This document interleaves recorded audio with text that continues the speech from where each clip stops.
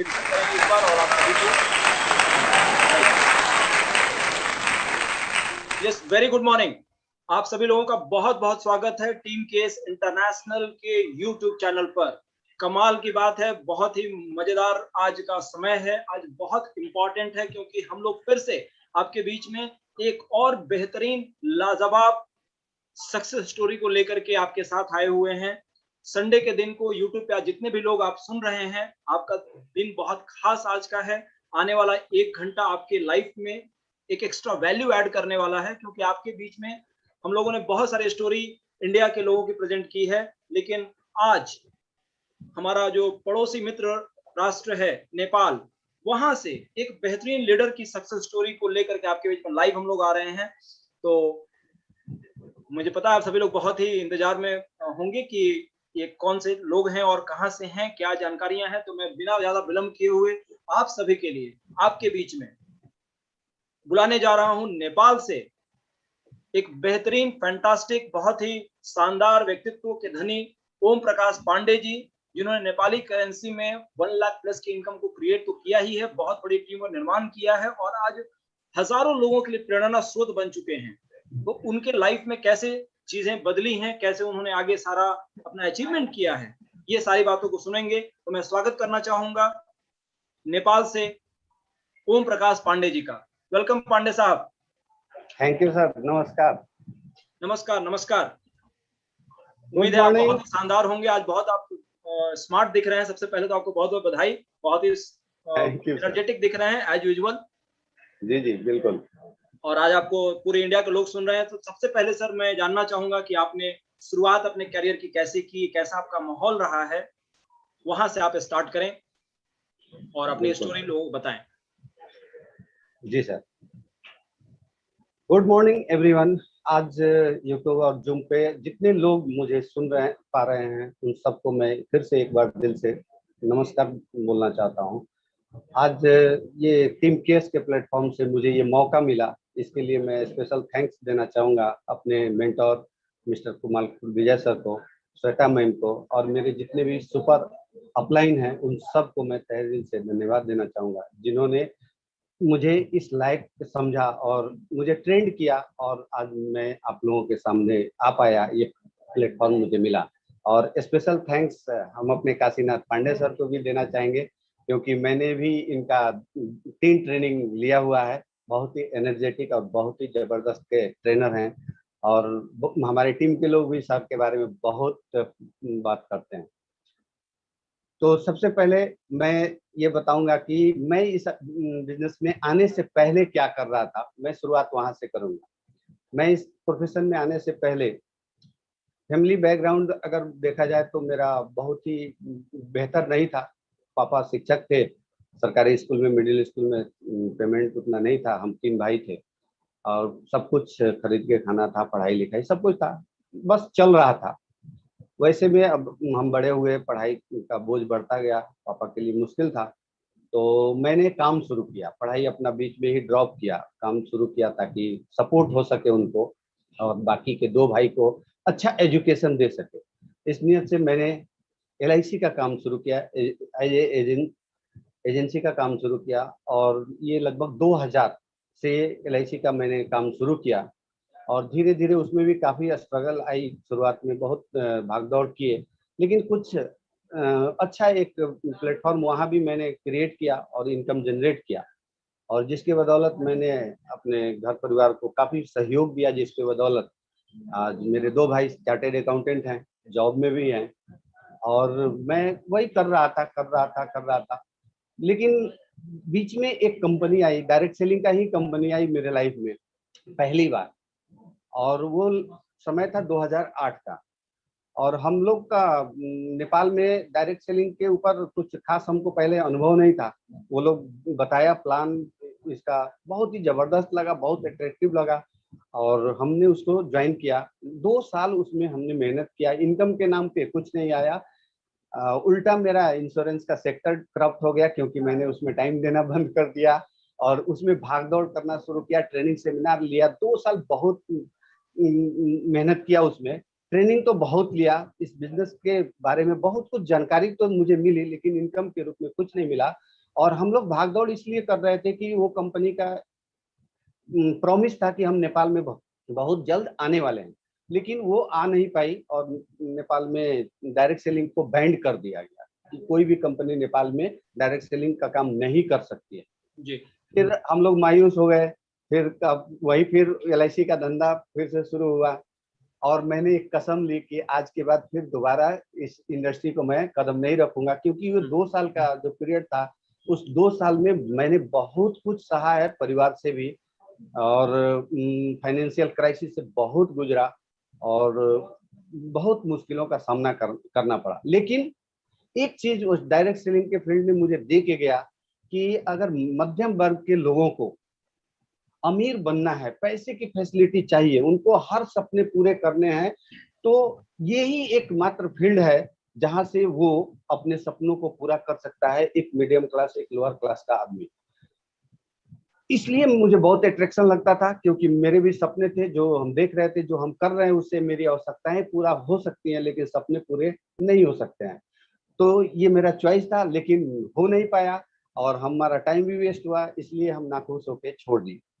फिर हम देखे कि बीमा का काम है, भागदौड़ का काम है। बीच में मेरा तबीयत भी बहुत जोर से खराब हो गया भागदौड़ की वजह से, और लगभग हम 6 महीना हॉस्पिटल में गुजारे, ऑपरेशन भी हुआ और डॉक्टर ने बोला कि आप भागदौड़ का काम नहीं कर सकते हैं, बाइकिंग नहीं करिए, बैठने वाला कोई काम करिए, नहीं तो आगे भी मुश्किल हो सकता है। फिर हमने सोचा कि ये लाइफ ऐसे तो कैसे चलेगा, कुछ क्योंकि डायरेक्ट सेलिंग का इफेक्ट जरूर था मेरे ऊपर कि कुछ ऐसा होना चाहिए जो आज हम कर रहे हैं, आज का आवश्यकता पूरा हो रहा है, लेकिन कल हम अगर नहीं भी रहे तो भी मेरे बावजूद परेशानी न उत्पन्न हो, हमारे फैमिली को वो आवश्यकता पूरा होता रहे, ऐसा कुछ काम जरूर होना चाहिए। और डायरेक्ट सेलिंग नेपाल में बंद था, तो हमने सोचा कि क्यों नहीं एक दुकान लगाया जाए।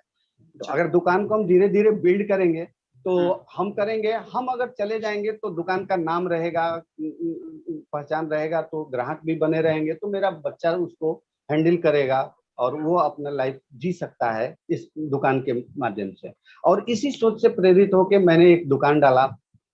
और चूंकि एक चीज है, डायरेक्ट सेलिंग के मंच में हमने जो समझा था, सीखा था, वो उसमें क्या होता है कि आदमी का सोचने का लेवल बहुत ही हाई हो जाता है, सोचने का साहस बहुत बड़ा मिल जाता है उस एजुकेशन से। मेरे अंदर वो आ चुका था, तो मैंने सोचा कि जब दुकान ही करना है तो छोटा क्यों करना है। मैंने एक कंपनी, मेरे पास पैसे नहीं थे, मेरे पास एक बाइक था, बाइक को मैंने बेच दिया 1 लाख रुपए में, और उस 1 लाख से मैंने एक कंपनी का डीलरशिप लिया।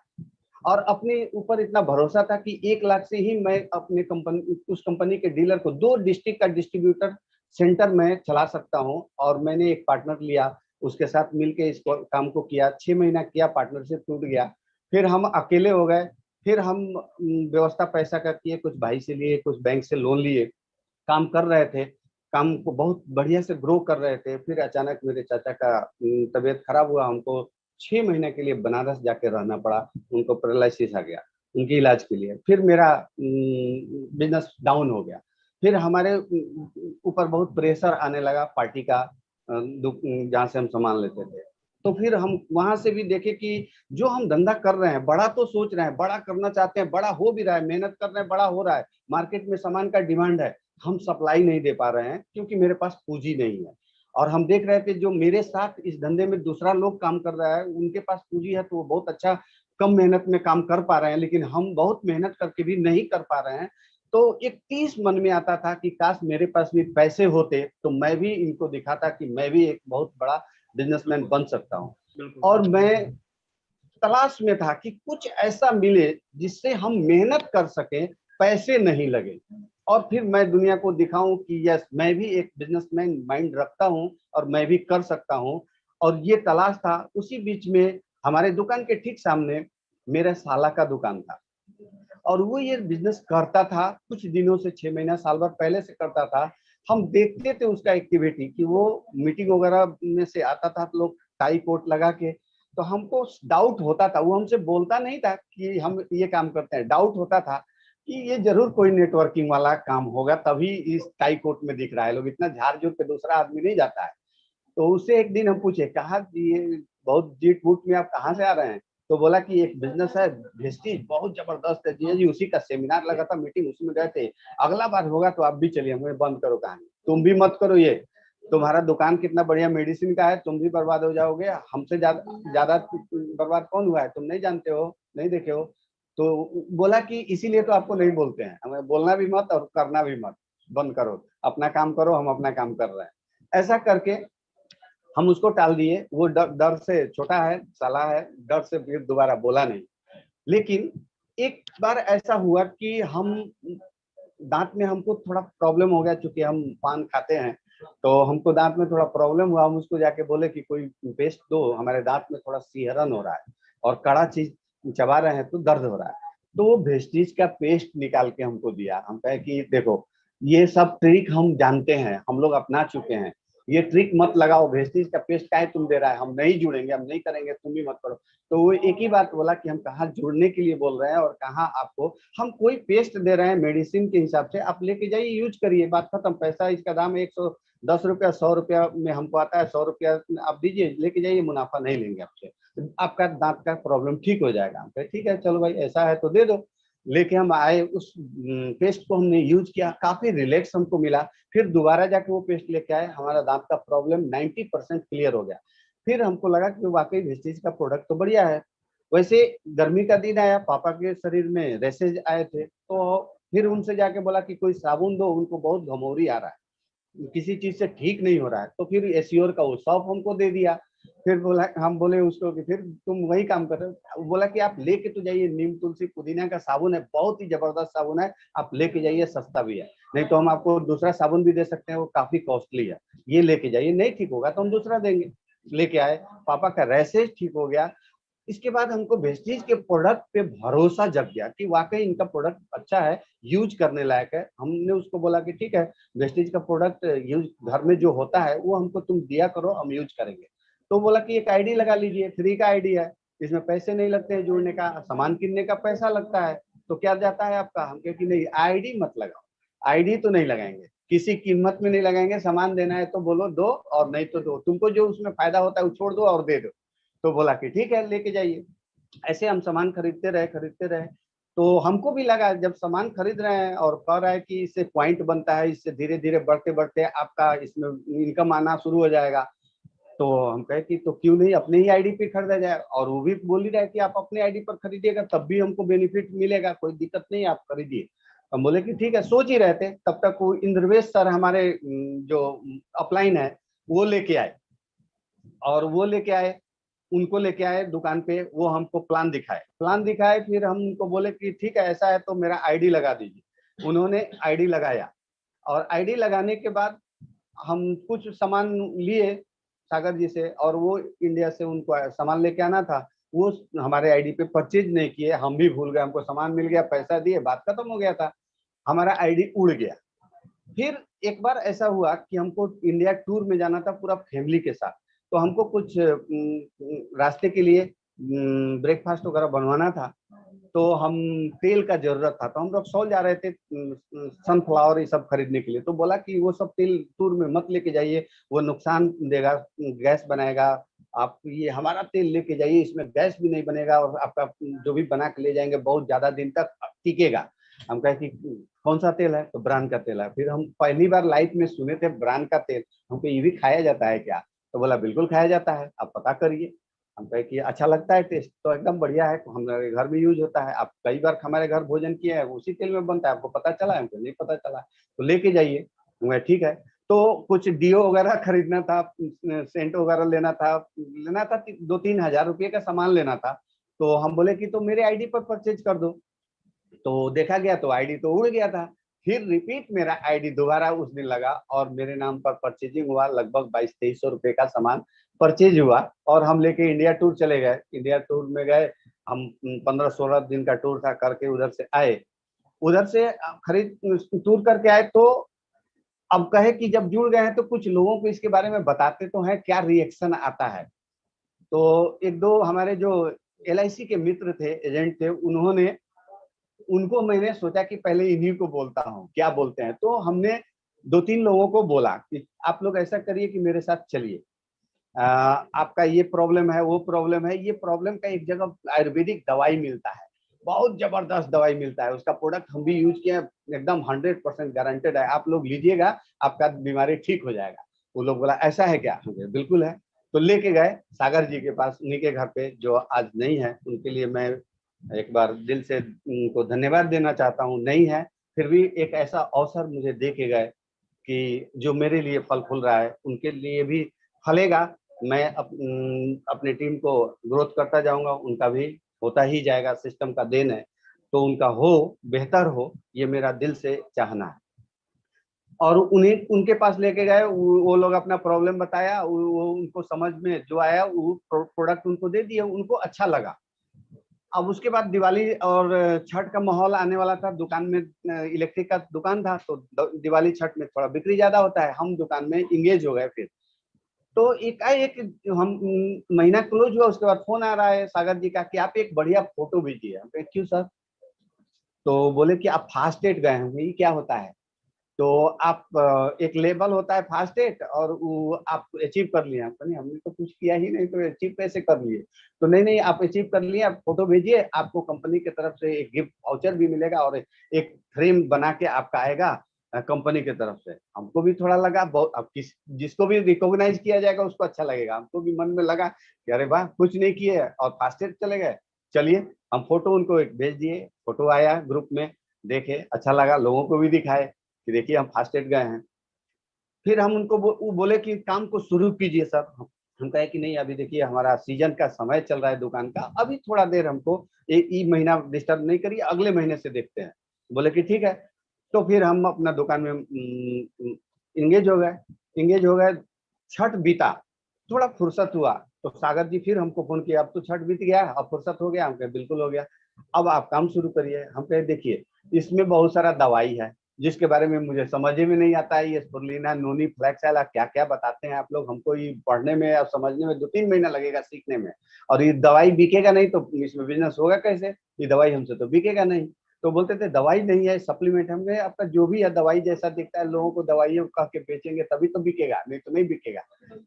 तो अपना अपना समझ होता है, हर एक आदमी का वैसा ही होता है। जब हम जुड़ते हैं तो अपने समझ से काम करना चाहते हैं, अपने तरीके से चीजों को देखना चाहते हैं और समझना चाहते हैं। हालांकि वैसा होता नहीं है। जो समझ जब बढ़ता है बिजनेस का, तो ये बातें समझ में आती है कि जो हम सोच रहे थे या देख रहे थे वैसा एक्चुअल है नहीं।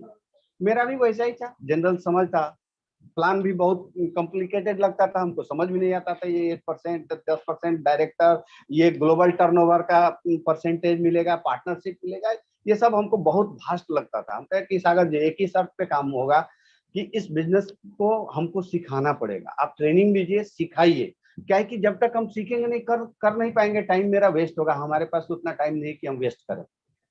तो ऐसा करिए कि आप हमको रोज टाइम दीजिए, और हम आपको 2-4-5 जगह लेके चलेंगे, लोगों को आप प्लान दिखाइएगा, हम देख देख के सीखेंगे।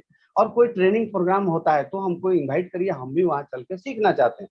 काहे कि हमने पहले नेटवर्क किया हुआ था, तो हमको ये चीज मालूम था कि बिना सीखे इस धंधे को नहीं किया जा सकता है। धंधा आसान नहीं है, सिंपल है, आसान नहीं है, मुश्किल है, करना है, सीखना पड़ेगा, बिना सीखे नहीं हो सकता है। सिंपल है, बहुत ही सिंपल, जब सीख लीजिएगा तो इतना सिंपल होगा कि आप आंख बंद करके भी इस धंधे को कर सकते हैं। जैसे हम साइकिल को शुरू में चलाना चाहते हैं, कितना मुश्किल होता है, गिरते हैं, कटता है, फटता है, चोट लगता है, बहुत कोई पकड़े रहता है तब हम चला पाते हैं। लेकिन जब चलाना सीख लेते हैं तो इतना सिंपल हो जाता है कि हम लोगों को भी सिखाते हैं, और आंख बंद करके, हाथ छोड़ के भी कुछ दूर साइकिल को ड्राइव कर लेते हैं, मोटरसाइकिल को ड्राइव कर लेते हैं। वैसे ही ये बिजनेस भी है, शुरू में बहुत ही मुश्किल है, आपको सीखना होगा, और एक बार जब इस बिजनेस को सीख लिए तो फिर एकदम सिंपल हो जाता है, आपको लगेगा इसमें काम ही कुछ नहीं है, क्या करना है।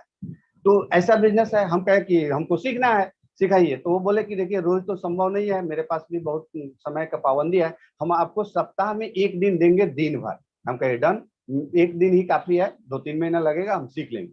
वो लगातार हर एक संडे के संडे 12 बजे मेरे दुकान पे पहुंचते थे। हम होमवर्क करके रखते थे, जो सिस्टम बताता है कि मेक अ लिस्ट, हम लिस्ट बना के रखते थे, और वो लिस्ट में हम लोगों को फॉलो अप करके भी रखते थे कि हम आपको इस समय इतने बजे मिलेंगे, हम एक लीडर को लेके आ रहे हैं जो इस बिजनेस के बारे में आपको डील करेंगे, ऐसा बोल के पूरा सिस्टम से रखते थे।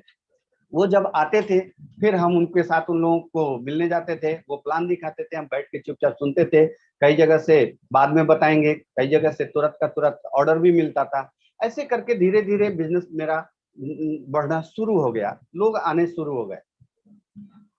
1 महीना उन्होंने ऐसा किया मेरे साथ, लगातार आए लगातार आए। उसी बीच में एक ट्रेनिंग प्रोग्राम लगा था मोतिहारी में, जिसमें अंजू मैम और विवेकानंद मिश्रा सर और एक और सर थे, जिनका सक्सेस सेमिनार लगा था और उन लोगों को गाड़ी का चाबी मिलना था। और सागर सर का फोन आया कि आप बोलते हैं सीखने के लिए एक ट्रेनिंग लग रहा है, चलिए। हम कहे कब लग रहा है, चलेंगे। तो इतने तारीख को लग रहा है, आप अपनी टीम से कम 5 आदमी को लेके चलिए। हम कहे सर मेरी टीम में अभी 10 लोग जुड़ा है और उसमें से 4 ही लोग सामान खरीदा है, बाकी लोग सामान भी नहीं लिया है, तो 5 लोग कैसे लेके चलेंगे? अरे सबको ट्राई करिए, लेके चलिए। हम 10 लोगों से बात किए, 5 लोग रेडी हो गया चलने के लिए। जब जाने की बारी आई, जिस दिन हम लोग को जाना था, उस दिन 12 बजे तक 4 आदमी का फोन स्विच ऑफ हो गया, एक आदमी का फोन चालू था। उनको बोले तो पूछ रहे कि सर कोई नहीं जा रहा है, हमको चलना ही पड़ेगा। हम कहे आपको बिजनेस करना है कि नहीं? तो बोले कि करना है। तो चलिए हम चल रहे हैं, हमको करना है, हम चल रहे हैं। तो एक आदमी तैयार हुआ, हम और वो पहली बार सक्सेस सेमिनार पटना गए, हम ट्रेनिंग देख के आए और फिर वहां से बिजनेस को शुरू किए। क्योंकि हमको जानना था, इस कंपनी के बारे में जानना था, इसके गहराई के बारे में जानना था। क्योंकि जब तक हम किसी चीजों को जानेंगे नहीं, तब तक हम सशंकित रहेंगे, हम डरे हुए रहेंगे, खुल के अपना इफोर्ट नहीं लगा पाएंगे और काम नहीं कर पाएंगे। आज बहुत सारे लोग इस बिजनेस को ज्वाइन कर लेते हैं, लेकिन वो सशंकित रहते हैं, भयभीत रहते हैं, उनके अंदर बहुत सारा डाउट पैदा होना शुरू होता है। और डाउट एक ही चीज से क्लियर होता है, जिस बारे में आपको डाउट हो उसके बारे में गहराई में उतर के जान जाओ, फिर डाउट खत्म हो जाएगा। अगर गहराई तक उतर के अगर नहीं जानते हैं तो फिर डाउट बना रहेगा। और लोग कहता है, गांव देहात में भी कहता है, शंका चिता के समान होता है, वो जला देता है। तो शंका नहीं करना है। अगर शंका है आपके मन में, स्वाभाविक है, वो नेचुरल है, वो आएगा, किसी को भी आएगा शुरू में। तो आपको एक प्रविधि अपनाना है, एक टूल्स अपनाना है कि जिस विषय में मुझे डाउट है उसके गहराई तक उतर जाओ, जानकारी का पूरा नॉलेज लेके आओ, आपका डाउट क्लियर हो जाएगा। फिर आप अपना 100% इफोर्ट दे पाओगे। और जब तक आप अपना 100% इफोर्ट नहीं दे पाते हैं, तब तक आप सफल किसी भी दुनिया के किसी भी क्षेत्र में आप एक सफलता का मुकाम नहीं बना पाते हैं, एक शिखर तक नहीं पहुंच पाते हैं।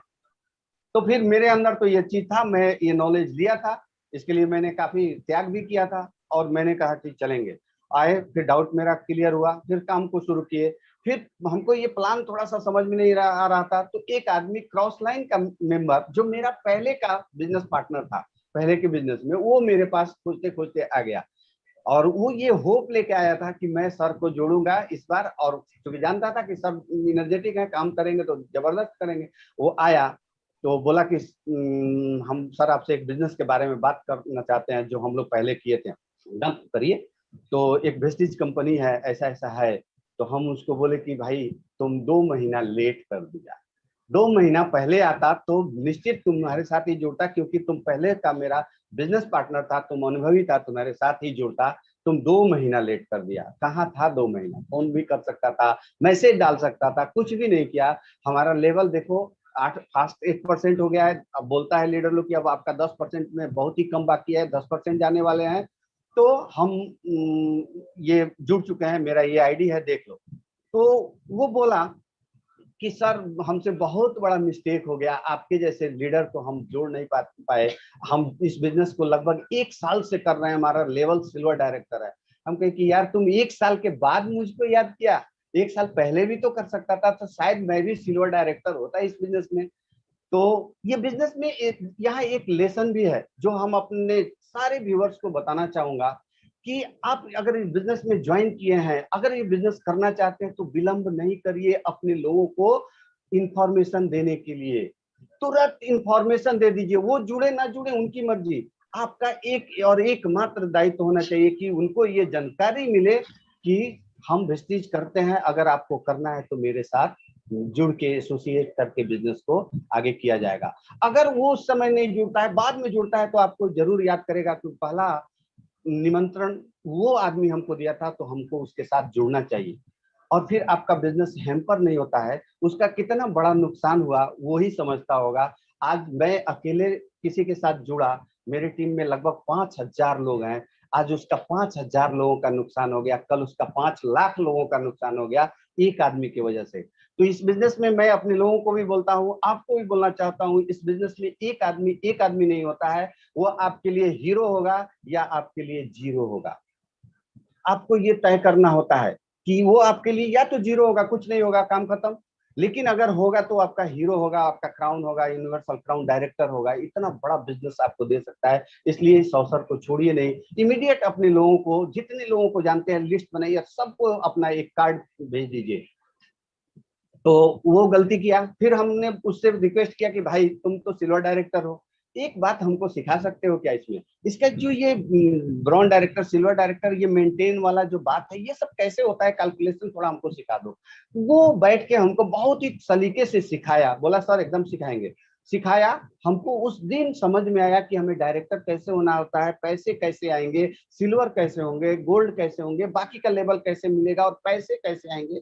एक्चुअल में हमको दो जुड़ने के काम शुरू करने के 2 महीने के बाद ये बात मेरे समझ में आई, और फिर हम वहां से काम शुरू किए।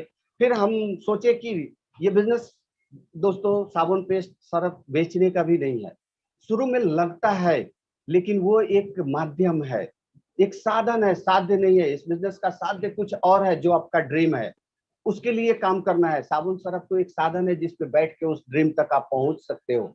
ये बिजनेस लीडरशिप का बिजनेस होता है, ये बात मुझे एजुकेशन में मिला था। तो मैंने सोचा कि अब ये बिजनेस अगर मुझे करना है, इसमें आगे बढ़ना है, तो मुझे लीडरशिप लेना होगा। और लीडरशिप का मतलब क्या होता है और शुरुआत कहाँ से होता है, मैं भी ये भी बात बताना चाहूंगा अपने लोगों को। लीडरशिप का शुरुआत ही होता है आपके साहस से, आपके समर्पण से, आपके आत्मबल से, आपके डिसीजन से। और जब आप ये चीज आप अपने अंदर उतारते हैं, तो एक डिसीजन लेते हैं कि हम अपना टीम का जिम्मेवारी स्वयं लेंगे, और उस दिन इस बिजनेस का आप मालिक बनते हैं। नहीं अगर ऐसा करते हैं, तब तक आप इस बिजनेस में किसी न किसी का नौकर है, और नौकर कभी अमीर नहीं हो सकता है। इसलिए ये बिजनेस भी, वेस्टीज भी खुला मन से आपको बिजनेस का प्लान जब आप देखते हैं, तो उसमें पार्टनरशिप ऑफर किया जा रहा है, यानी कि बिजनेस भी कह रहा है कि हम आपको पार्टनरशिप दे रहे हैं, पार्टनरशिप के लिए आपको बिजनेस करना है। तो आपका सोच, आपका समझ, आपका एटीट्यूड भी मालिक का होना चाहिए, नौकर का नहीं होना चाहिए। क्योंकि नौकर मानसिक रूप से ही कोई नौकर होता है, और मानसिक रूप से ही मालिक होता है। आपको मानसिक रूप से मालिक बनना होगा। जब ऐसा आप एटीट्यूड पैदा करते हैं, तो आपका एक्टिविटी मालिक के जैसा होना शुरू हो जाता है। तो फिर मैंने वही सोचा कि मुझे मालिक बनना है, इस बिजनेस को लीडरशिप करना है। मैंने अपनी टीम का जिम्मेवारी लिया। मैं ये नहीं देखने गया कि मेरा ऑफलाइन कौन है, डाउनलाइन कौन है, कौन मेरे लिए क्या करेगा। मैं सोचा कि मैं इस बिजनेस का मालिक हूँ, मेरा बिजनेस है, मुझे करना है, मुझे जिससे जो सहयोग लेना है और अपने बिजनेस को बिल्ड करना है। फिर मैंने मीटिंग्स लगाना शुरू किया, अपने लोगों को बोलना शुरू किया कि आप मीटिंग्स में लेके आइए। मीटिंग्स में हम खुद खड़ा होकर जो आता था, जैसा आता था, शुरुआत तो